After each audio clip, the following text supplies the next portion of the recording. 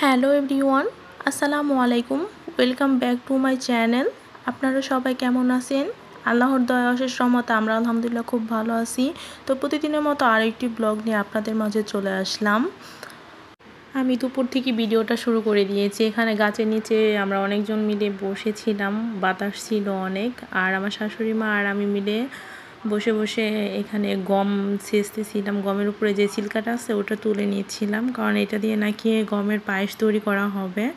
আর সেই রেসিপিটা কিন্তু আমি অবশ্যই আপনাদের সাথে শেয়ার করব। তো আপনাদের কাছে আমার একটা রিকোয়েস্ট, আপনারা যারা আমার চ্যানেলটি সাবস্ক্রাইব করেনি তারা আমার চ্যানেলটি সাবস্ক্রাইব করবেন, লাইক করবেন, শেয়ার করবেন। নিয়মিত আমার ভিডিওগুলো অবশ্যই কিন্তু দেখবেন। আপনাদের কাছে আমার এই রিকোয়েস্ট রইল। তো এই তো এখানে অনেকগুলো করা হয়ে গেছে, আর এখন এগুলো করলেই হয়ে যাবে। অনেকটা সময় লেগেছে এগুলো করতে। তো এভাবে কে কুলোই করে চাল বা যে কোনো কিছুই ঝাড়তে পারেন অবশ্যই কমেন্ট করে জানাবেন। আমি কিন্তু পারি না, আস্তে আস্তে শিখে যাব হয়তো। এই তো এগুলো সব কিছু করা হয়ে গেছে।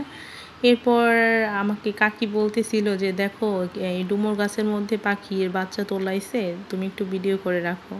তো জানি না আসলে কি পাখির বাচ্চা এগুলো, আমি একটু ভিডিও করে রাখলাম। মানে খুব সুন্দর করে বাসাটা বাঁধছে।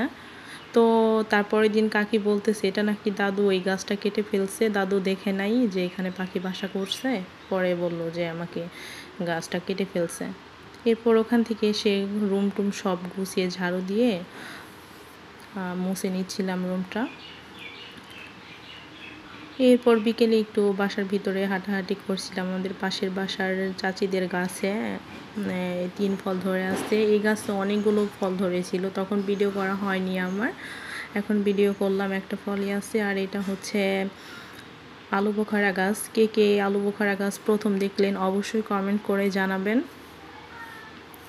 অনেক ফল ধরে আছে, পাকলে পরে অবশ্যই আমি আপনাদের সাথে শেয়ার করব যে কীরকম হলো। অনেক ফল ধরছে গাছে।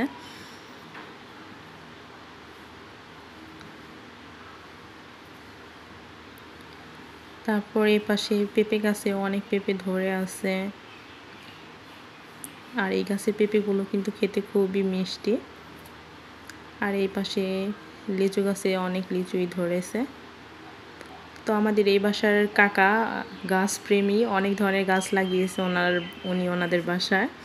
আর এই পাশে ড্রাগন গাছে ড্রাগন ফুল এসেছে। গত বছরও ফুল আসছিল, একটা ফলও হয়নি, সব ফুল পচে গিয়েছিল।